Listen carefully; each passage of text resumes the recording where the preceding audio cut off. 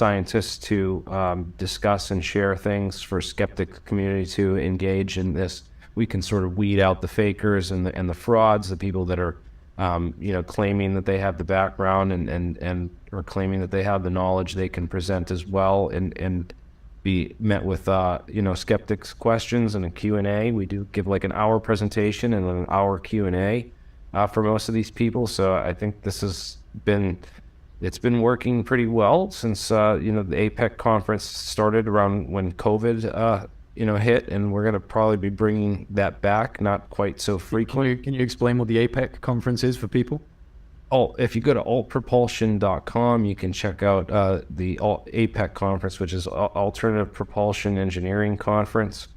And it's a conference where we get people who worked on, we had, for example, Ronald Evans, who worked on Project Green Glow for BAE over in the UK on about a month before he was on BBC.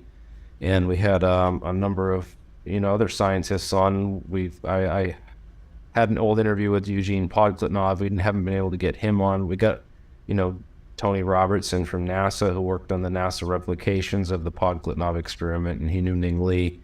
And we've gotten, a number of these people on to get, inside information and inside scoop on the science behind a lot of this stuff and these programs and the stories. So it gives people a more open window into, these types of worlds, and how DARPA goes about finding and recruiting, contracts for research, and where we're at technologically, according to, where we're at with the contracts. Because, if we really did figure this all out in the 50s, as, Michael Schratt and Stephen Greer seem to think, then why are we still, funding research into figuring it out, in modern times? And why haven't any of our, laboratory people been able to replicate it with, modern day equipment, which is arguably way better than, what scientists were working with back in the 50s. So, yeah, there's a lot of discrepancy here, and we're just trying to answer those questions with science and replication. And I think that's the best path forward in all this. It's the only way I can really separate those knowns and unknowns. And again, yeah, we're super interested in those anomalies and that what we call the fringe, that limit of where the known meets the unknown. And that's sort of that is exactly what I do, fringe science. We're on that fringe, and I like to stay there and hope that we can, be a benefit to somebody in the mix, and provide a platform for these people if they do need one to use for disclosure. What do you make of all of the apparent the apparent quotes from the former director of Lockheed Skunk Works, Ben Rich? I don't know how many of them have been fully verified, but he apparently has come out with some very interesting quotes, like the one at UCLA back in, I think, the 80s, when he was saying about we have the means to travel among the stars and all of this. Do you think that this is accurate when it comes to Ben Rich? There was also the now disgraced MUFON director, I think he was director, but he claimed to have had a conversation at a conference with Ben Rich where he said, how are these things working? And apparently Ben Rich said to him, how does telekinesis work? And he said, all points in space and time are connected. And he went, that's how it works. And he walks off. So as a physics guy and as a kind of black tech researcher, what do you make of Ben Rich? Do you think it's legit?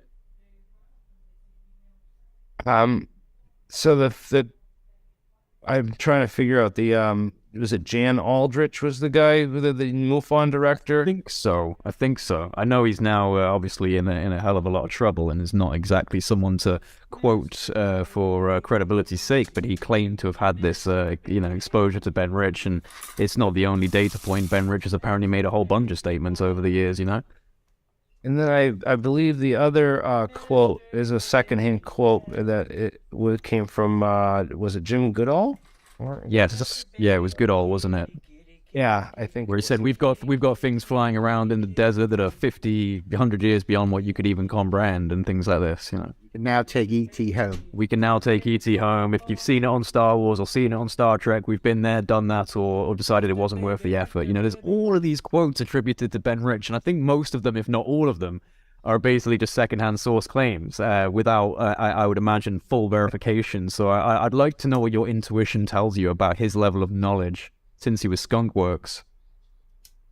It's interesting because, you got to consider the source for a lot of these things, but because I tried to track down and verify that because, those conversations and then a lot of the skeptics will say, well, actually, there's no proof that he ever actually said that. And you know what? I looked into it and they're right. Yep. So it's hard to nail that one down for sure, whether or not what they knew. I mean, you got to think, right? So the 10 days before he died, Goodall says he spoke to him, and this is what he told him. Again, this could be an embellished story for a lot of reasons. Say, this, but I'm not going to, Jim Goodall's a good guy, and I'm not going to accuse him of, making it up. But he might have told Jim some things too. Jim was the kind of guy too. So it makes sense that, if you're going to tell somebody, Jim would be the kind of guy you'd say it to. So I don't know. It's hard to say because all we do know for sure is that, the late 1990s when, he died, I think which year did he die actually? Let me look this up. Yeah, I can't remember that. Can't remember when he died. I just want to get the... Is it in the 90s or? I was going to say, one of the issues I have with some of the leaks fly around is that, there's a benefit to these companies to both deny that they have certain technology, but the hint that they do. So the allowing of certain rumors to flow. Because of course, if it seems like your corporation might have amazing technologies or even alien technologies, that's a good thing. But at the same time, you don't want to confirm you've really got certain technologies, but that's a bad thing. So they're in a grey area. Where it's kind of like air of mystique. Right, because that hints that you've got something amazing in your corporation. And so other people get interested, so... Right. It's also, it's good publicity, it's good PR, and it's good for investors and your stock. Your stock goes up and that. So I guess I understand that. But you know what? The fact that he died in January 1995, so that's right at the start of 1995. Interesting. My birthday is the 20th of January 1995. So that's an interesting coincidence. So January 5th of 1995 is when Ben Rich died. It's before I was born. 15 days before I was born. 15 days before you were born, Jay. So this is interesting because this is just a couple months after Alcubierre published the warp drive paper in 1994, which that set off a whole wave of the Lockheed Martin and other companies wanting to look into that.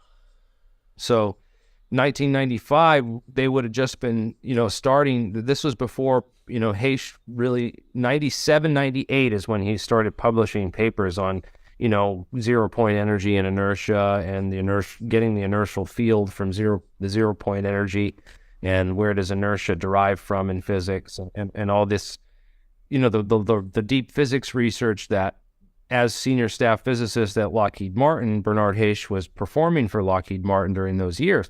That didn't come till after Ben Rich died, so that makes me even more skeptical of it. So I don't know what they could have had back in '95 if they had, that was basically when all this stuff was before it even started. Really, it was just starting. Interesting. It would have made more sense. That's why I was like, was it 2000s, 98? 98. Still kind of like cutting it, but 2000s, maybe he knew something, but this is like kind of before the time that Lockheed, I don't have any evidence going back to the mid 90s or before that they were working on, anything related to what I believe they need to build a warp drive. Right. That's what you need to take ET home is a warp drive. So I haven't seen any evidence that 94 that's when the warp drive basically started. So, one of the problems we have, isn't it? I mean, like I'd say, Jeremy, is that, to utilize any of these really radical technologies, you need the energy systems to even begin experimenting with them because, we start talking about real high energy physics that, what would you have powered these kinds of devices with in the 40s or 50s? It's really hard to believe someone would have had a suitable energy source to even do the kind of the initial experiments, let alone start running, warp drives or energy weapons. I think, a lot of this stuff is energy problems, and you need to have the next kind of energy supply in place, like whether it's, nuclear power stations or whatever it is that's going to power this. You have a problem at the time that there just doesn't seem to be an energy source to really do this stuff back then. So I find it really hard to believe they could have got far. You know what I mean? It's how do you guys feel about you know, the kind of Nazi Germany thread within the UFO lore of, you know, these guys were creating novel stuff, and then obviously Paperclip, they came over and this got integrated into the black programs. And, you know, it's something that people swear blind to, and there are some good researchers who have kind of, you know, brought some information out that suggests they were doing some pretty weird experimentation. I mean, you know, set aside all of the Joseph Mengele nightmarish experiments they were doing in eugenics and things like that, but in terms of like exotic and novel propulsion, Jeremy, do you have any thoughts on the kind of Nazi German black tech thread? Yeah, that's interesting. You know, I was on with Joseph Farrell recently on yeah, he's one I was thinking of. Walter Bosley's channel. He had Joseph Farrell on. I got to come on and ask him a bunch of questions. So I finally got to drill him on a little bit more of the physics and some of the scientists involved. And you know, I've looked into some of the stuff, you know, that he was getting into, and you know, it'd be more interesting if we had some more hardcore data on that, because I know that some of these, you know, theories were right on point with some of the, you know, the gravitomagnetic field and these ideas of gravity and this kinematic field and ideas of inertia, and then Einstein-Cartan theory and some of the stuff. But I wish there was like a paper or something more specific that we could point to and say, aha, you know, here it is in the literature from that time period. Because it's just, I'm sort of missing that, and there's a lot of you know, guessing and hand waving that the scientist could have been involved in this, but you know, there's no, like, I'm still looking for a paper or something, you know, some kind of experimental proof that they were doing these experiments with that. You know, it's interesting. You have this, you know, General Electric was apparently doing some experiments in the early 70s, late 60s with a guy named Henry William Wallace, believe it or not, and he was from Valley Forge, Pennsylvania, and they were doing the research at GE because they already had a plant that was, you know, set up to manufacture mercury vapor discharge lamps, so that they were already making, you know, working with mercury and discharges and all the technologies and materials and safety precautions and everything that they needed to do those experiments with rotating mercury and mercury plasmas and stuff. So that came about in the 60s here in America. I just have confusion on why it would take so long for the Americans to start those experiments when the Nazis were allegedly doing this in the 1940s with Project Reese and the Bell, you know. So it's just curious how it took the U.S. 26 years at least to catch up or to start trying those kind of experiments themselves. And I can't really find any more information about, you know, those type of experiments being done anywhere else in the physics literature until, you know, they started with the high temperature superconductors and this rotating superconductor thing that they were doing at NASA, which is arguably similar to, you know, mercury was the first superconductor ever discovered. So it's arguably similar to the rotating mercury experiments that GE was doing. So that whole thing ties into the Bell, which was allegedly this purple fluid that rotated and glowed under test. And but where's the physics, you know, where's the hardcore physics literature or background or paper or document for all that? And, you know, I've looked into some of these guys. I haven't really, you know, spent the whole time. One was the guy Kozyrev, Kozyrev. And, but then again, this is the only reference I can find on this is on David Wilcox's site. So it's like, consider the source, man. No, I want to believe this, but I'm just not seeing. Not enough of a paper trail. There's not enough of a paper trail yet, man. Yeah.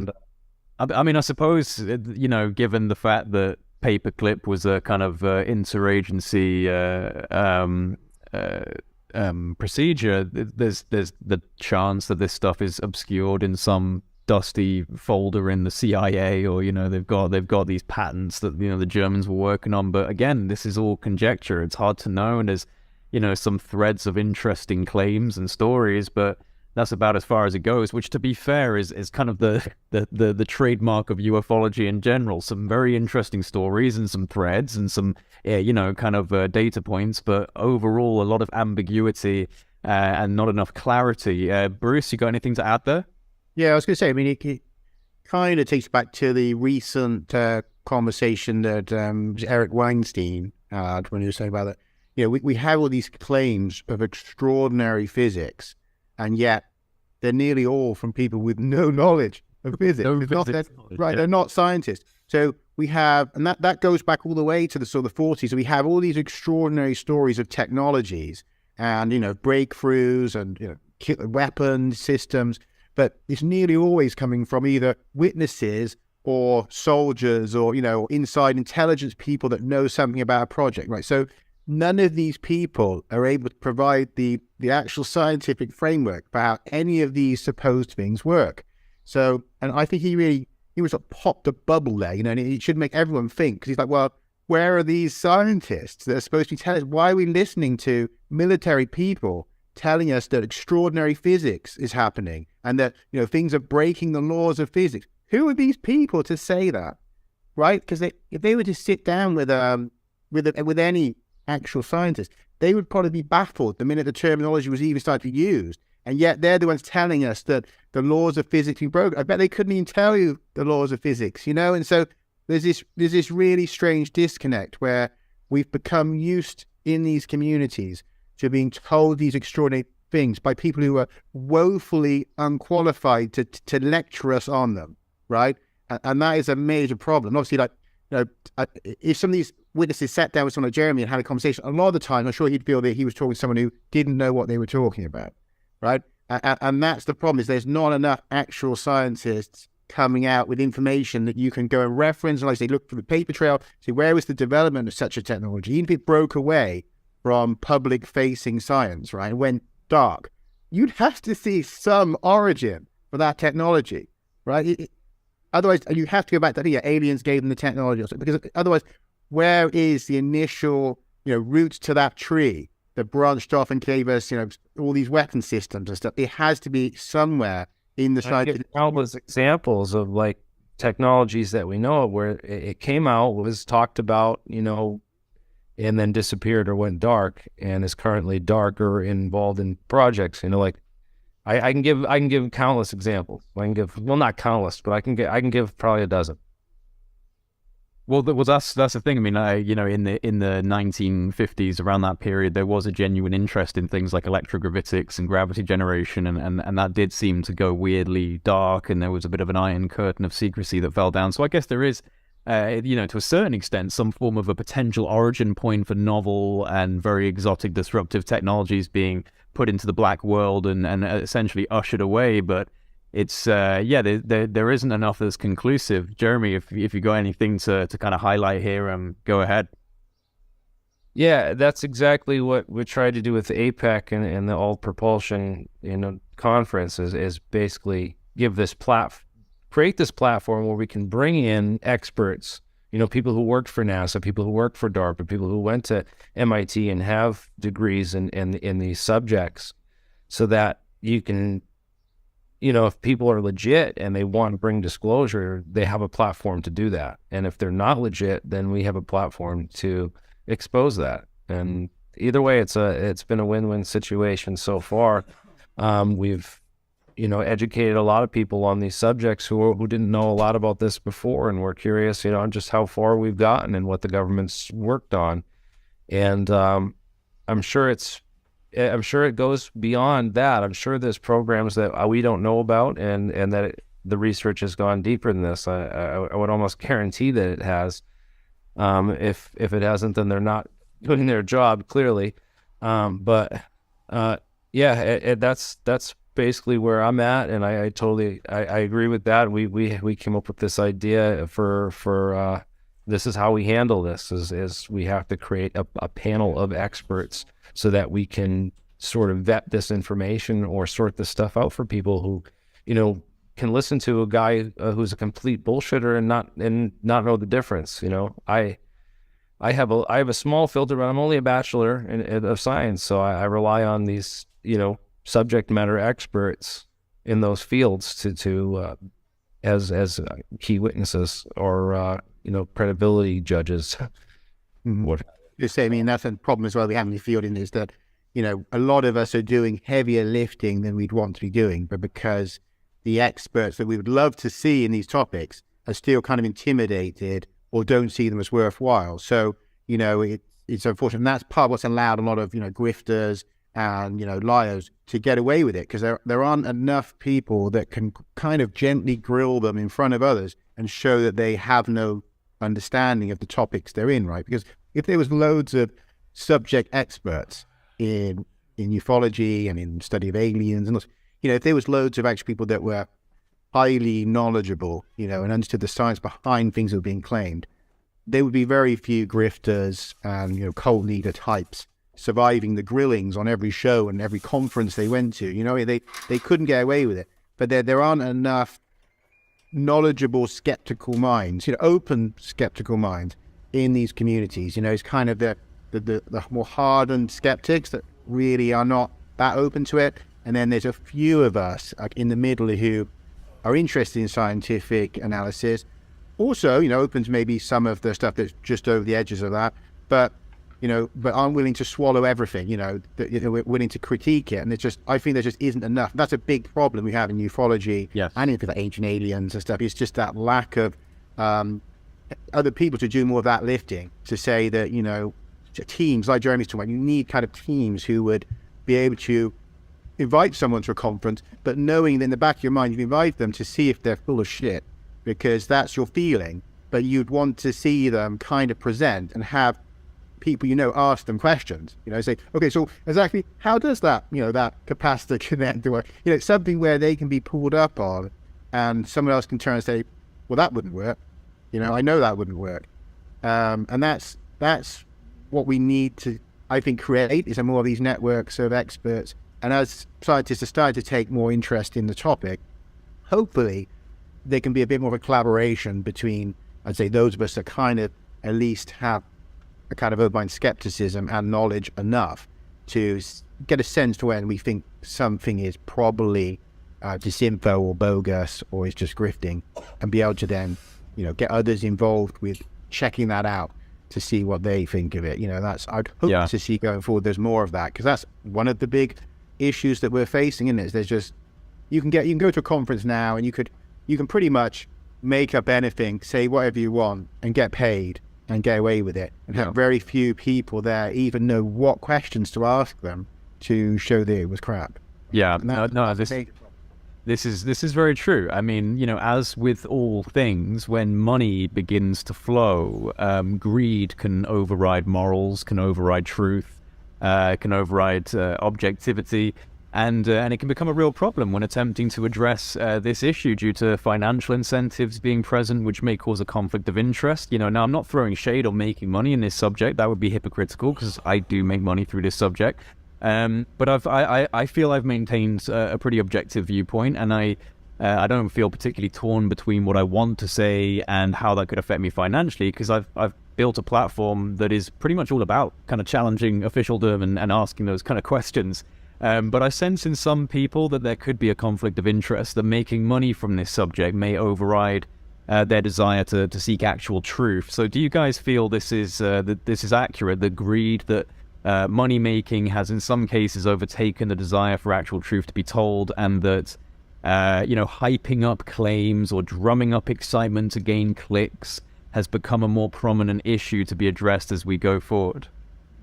I mean, I'll just quickly say, I think if you're going to seek support, and that can be people's time put into helping you, it could be them, boosting you, or it could be them putting money into you, that you should be going to that with the mindset of providing value to the community. And therefore, to have a reciprocal element to that is completely ethical, right? If you're going in there with the mindset, how do I leverage my mind of my fantasy to get them? Then that is not ethical. It might not be criminal, but it's not ethical. So I think as long as people are going with the mindset, I want to add value to this community, reciprocal relationships are totally normal in every topic. Yeah, yeah. Right. Yeah, no, because it's kind of, a lot of people kind of consider it like an anathema to make any sort of money in this subject. They think that will completely, you've got no credibility anymore. And I think that's a religious problem, because some of these people are religious about the topic. Yes. So this is when you start being seen as being some kind of, what's the word, you're kind of breaking the rules of the religion. Because in religion, you're not supposed to monetize. It's like, it's the great thing, the great thing is coming, but it's coming from the divine. And how could you charge for divine knowledge? And that kind of, there's a sense of that often. Yes. They say, why should you even be able to profit from a book that's about wisdom and about UFO knowledge? I mean, that should be free. And I hear a lot from people, and you think, this isn't religion. This is people doing scholarly work. They've written their book like they would in any other topic, that they're not seeing it like that. But unfortunately, a large part of the community is in a kind of a ufology religion, whether they realize it or not, and they're behaving like religious adepts, not like people interested in a study of, a scientific field. So I don't know what Jeremy thinks, but that's something I know. Not everyone, but there is a proportion of people who see it as you are blaspheming when you ask for money for your time in these topics. That's a good point. Jeremy, how do you feel? Yeah, that's a good point. I mean, you can't really survive in this world without money, and I put a lot of my own time and my money into this field and this topic, and I've made some money. I can't say I've made no money off of this. So people have sent me money, or people have super chats and other stuff. People have funded the research, so I've gotten paid to do research and stuff like that, which is, again, a reciprocal relationship where I'm providing something of value to the community in exchange for, financial support. So I definitely say that it's unreasonable to assume that, just because someone's making money that they're a grifter or of some kind. But there is a problem with, people in this community making money and not really providing good information or good credible sources and credible information. So I do see that as a problem as well. Yeah. I pointed out how easy it would be for intelligence agencies, rather than to hire an agent, send him through intelligence school, and then put him into this field. It's much easier to find organic disinformation, misinformed people in this field to prop up and fund to create disinformation agents. That way it's much more economical and also just natural. That's just, there's plenty of them out there who will relish it in someone sending them money and supporting their platform to spread whatever message that they have to spread. So yeah, I see a lot of that.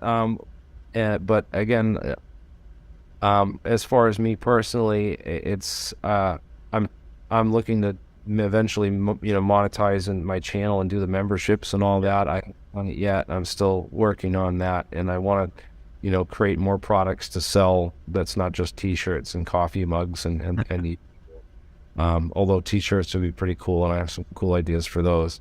But yeah, it's.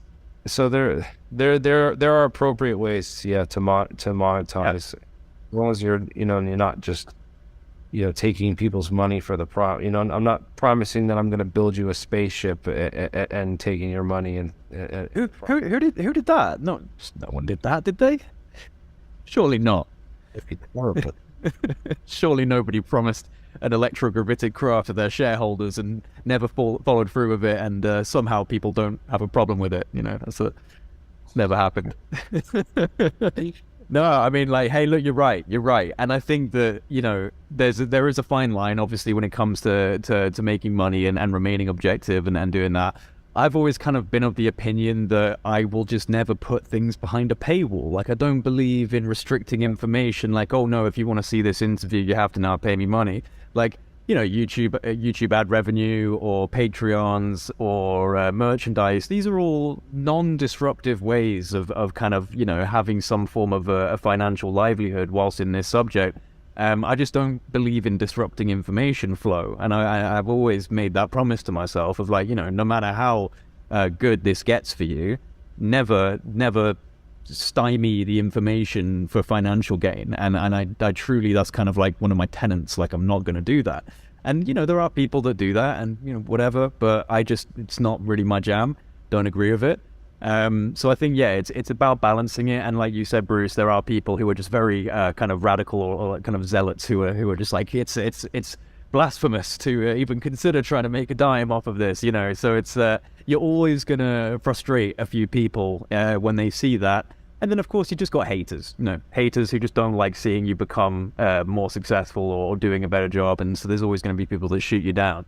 But, you know, we live in a monetary world. I kind of wish we didn't. I wish we lived in a free energy society and we were in Star Trek universe and I was off exploring the knowns and the unknowns, but we don't. We live in a world where, you know, money rules and you have to make money. And I personally am super grateful for the fact that I'm now in a position to make some money from this. It's my passion. So it's great that you can, you know, earn a little buck on the side by doing what you enjoy the most. I mean, most people would agree that that's what you want in life, right? You want to be able to sustain yourself off of doing what you love, what you're passionate about. So as long as that doesn't conflict with morals, and as long as it doesn't conflict with actually, you know, the effort to bring out real information, then it's okay. But in the UFO subject, and I think especially within some of the conference circuits, you know, I've seen it myself.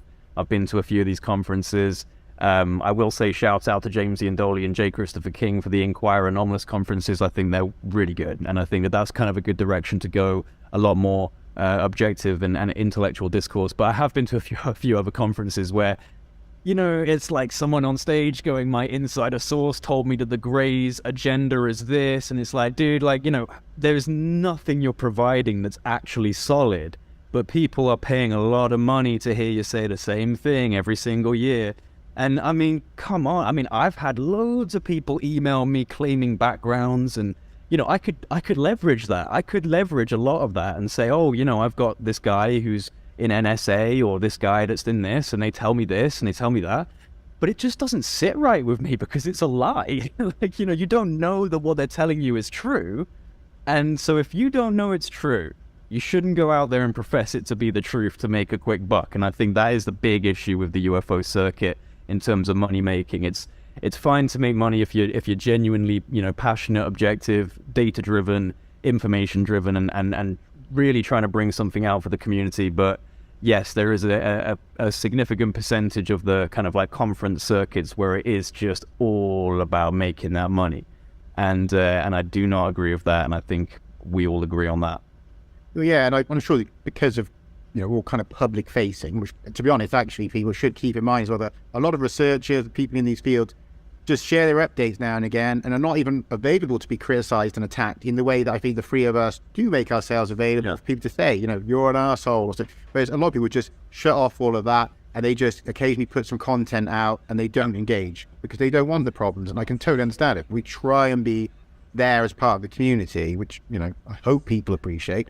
But the other thing I was going to say is that, you know, because we're public facing, obviously we hear these stories from people, and I'm sure we all get messages that, you know, but Bruce, you know, the Martians came a million years ago and they did this, and they saw us, the Atlantean people under the sea. That's what it's all about. And, like, you know, we have all these stories. Like, if I wanted to put a conference together of just wild stories, and I'm sure any of us could do that, we'd be like, go through our messages. Oh, there was that guy who said, wasn't it, that he's, you know, he's a Birdman from Venus. And I could just go through, getting all these people, putting them on stage, all claiming, I know the answers, it's the Birdmen. And then the other guy in it, no, the Atlanteans. I mean, those people, there's plenty of them, you know, very passionate people, very certain of themselves, all with conflicting stories. And unfortunately, there's a willingness for people to platform them. Yeah. I would not be willing to do that because I know that the thing they have in common is they don't have one drop of evidence that they'll share with you, but they just know it. They know it. And I don't have any time for that at all. I'm just be honest. I mean, I'd rather they didn't contact me. Say, here, please don't tell me how certain you are that it's the underground people or it's this. Because if you're not willing to critique that and say, I have no evidence of this, it's something I sort of dreamt up or I read in a book or something and I just believe it. Otherwise, like, it's just a fantasy story to me, right? And I would not platform those people at a conference. Other people do. And I find that unethical. Yeah. Jeremy, anything to add? No, I'm in perfect agreement with that. Yeah. Only to do it. Is there anything that you guys want to bring up before we wrap this up? We've been going for almost 2 hours, covered a few really important topics. If there is anything else that you want to highlight before we begin kind of closing this up, then go ahead. If not, then we can finish it.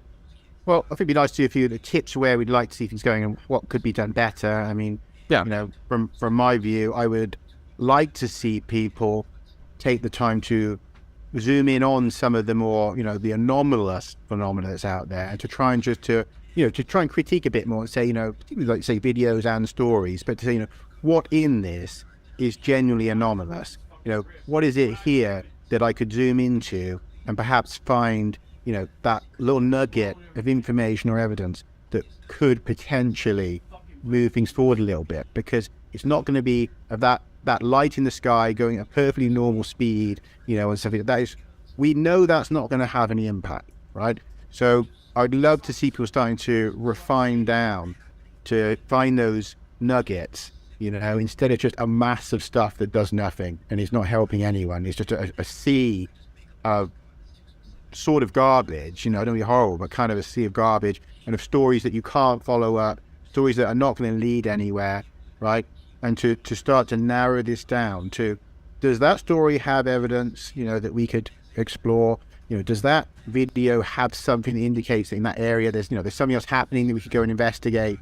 You know, that I think it really needs people to start becoming investigators and researchers in that way, and not just saying, well, there's all this stuff, that there's enough evidence because there's 8 million stories of it and that proves it. It's like, I know Jeremy says before we got to like, looking at the individual cases, like a case-by-case assessment. I know you said that as well, that we need to, it has to be more like that, not just there's all these stories and therefore there's aliens and time travelers, and it's like we need to narrow that down and people to be a lot more discerning, and also to develop the skill sets of researchers and investigators. Read some science papers, you know, it won't kill you. You could all do it. I mean, honestly, you don't need to be a PhD to go on to, you know, journals and skim through it. Just read the conclusions. If you don't want to read a whole thing, usually you can get the sense of it by reading the introduction and the conclusion as to whether it's worth reading the rest.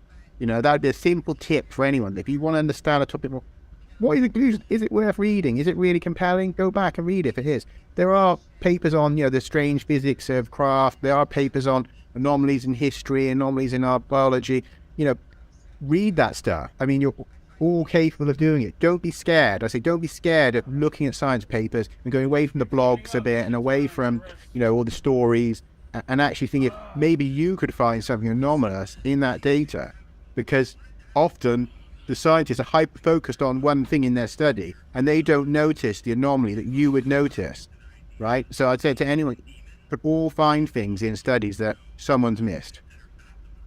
Well, and another thing I wanted to point out in addition to that, Bruce, is that in most of the cases that they found that they could not identify or were in the unsolved or anomalous box in the ERA study were actually cases where they just determined they don't have enough data to make a determination. So one of the problems is that the data we have, or we just, and a reminder that we're not just talking about, you know, grainy videos or even any, you know, videos, even high def, you know, 60 frame a second videos.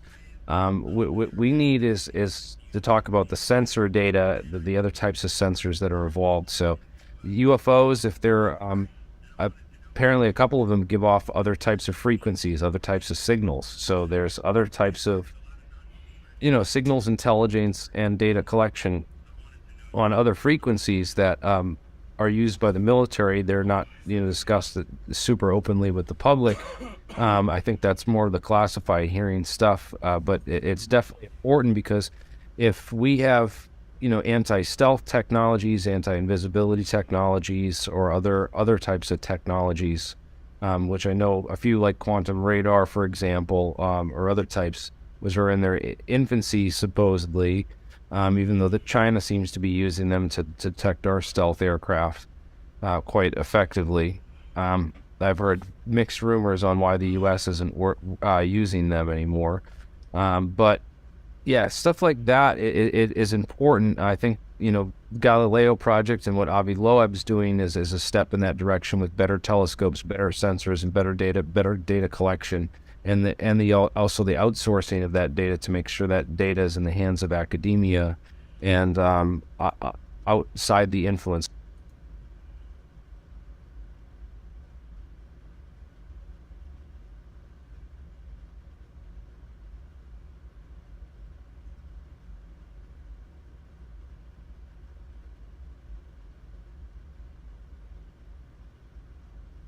Oh God, I need to do this stuff.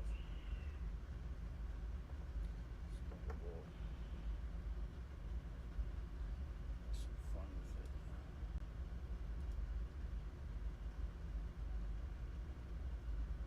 Some music on.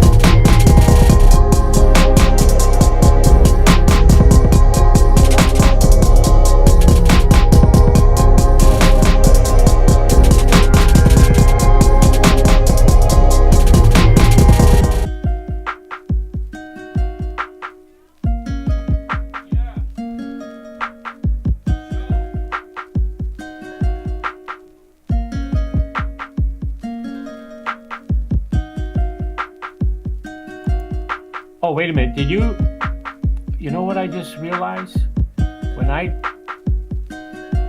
Yep, you guys didn't hear me at all when I did that. Because it's stupid, these software things. They don't let you have the mic on if you take off your main camera. But what I was saying is, now you should hear me. Yeah. What I was saying is that we have some decent sized deals. This is a pretty decent sized one. So these, just a couple of nice ones in here. And who knows, sometimes the best things come in small packages, right? We'll see what happens. So I have 2, 4, 6. We have 8 geodes. Okay. So let me go back in here. So we have 8 geodes to crack open. We're gonna do that. I'm just looking at the chat over here because yeah, I'm doing fine. I'll be honest, the last week or so wasn't feeling too good, and that's why I was kind of MIA, but I know a few people messaged me. No, I did not quit streaming. That's not happening.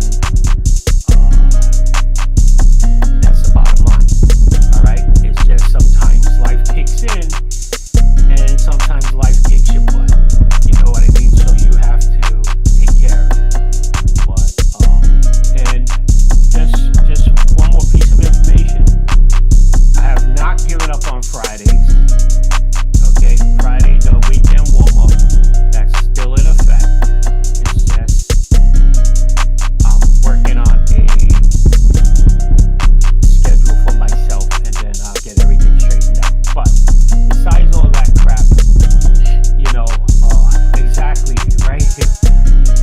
Seriously, and kicks you in the nuggets when you, nobody ever wants stuff to happen, but it always seems to happen like at the worst possible time. It's like a pylon, so whatever. Alright, so let me get this going here. So now, it's been a while. I got my little hammer. I don't have a chisel, so I'm just gonna old school it and just take a flathead screwdriver, and we're just gonna try to crack some, and we'll see how it goes. Alright, so let's let me figure something out here. What do I want to do here? Alright, this is what I'm gonna do. No, let me ask you a question. When I was talking over by the geodes, did you still hear me, or did I sound too low, too far away? Let me know, so then I'll know what to do. Yeah, come to Virginia if you want. I'll take care of that for you. Just kidding. Alright. Alright, let's get started here. Sound is good? Alright. Okay, so let me get up. Oh, you know what I could do? Here, let me try this. Let's try this.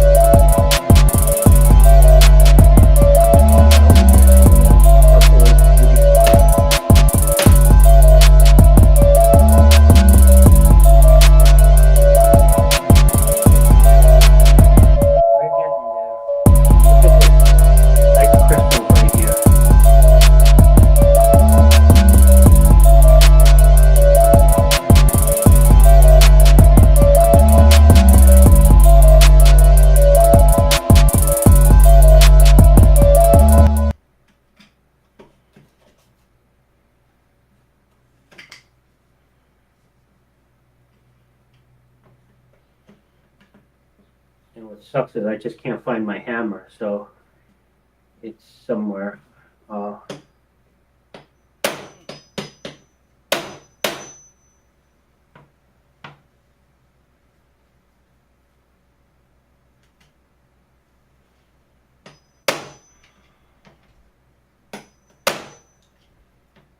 This is pretty hard to open. This freaking hammer, man.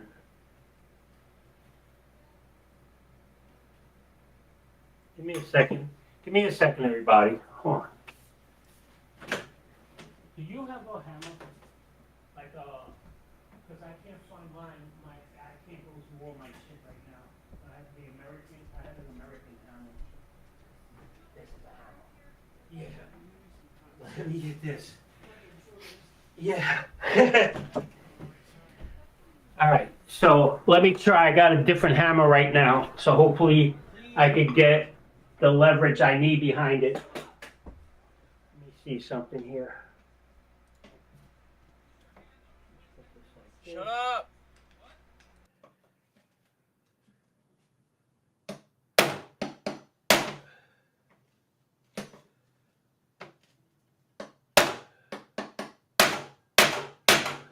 Jesus.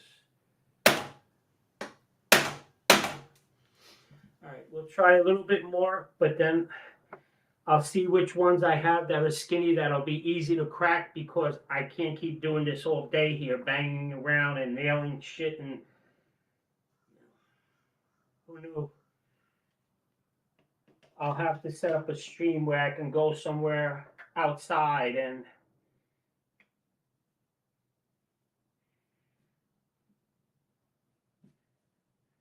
because around here you have what's called upscale people that worry if your bags are untied and all that crap like that. So, but I don't have anywhere good to bang this. I'm gonna try maybe this edge again. Give me a second. Let me see if I could show you right here. Maybe this. What the hell is that? Oh, that's the leverage. See, I was trying to use this little edge right here. This little edge right here is a little more solid for me, and I was able to bang it before. So let's see if I can do that again. But doing it on this thing, it's like a trampoline. Can't do it. Yeah, this is a nightmare. I can't do nothing. Yeah.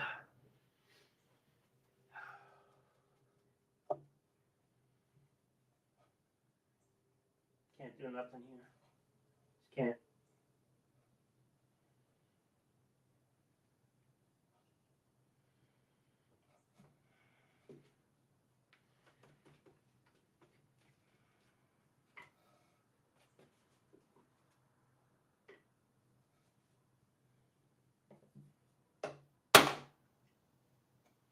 Yeah, forget it, folks.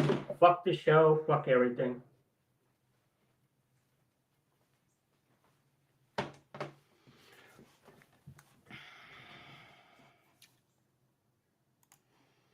How do you remove a source?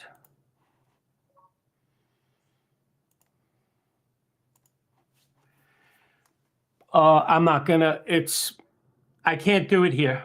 I just can't. Can't, because you got neighbors around and banging around. You just feel like you can't do shit. You know what I'm saying? So fuck it. You know what I mean? I'm done. That's it.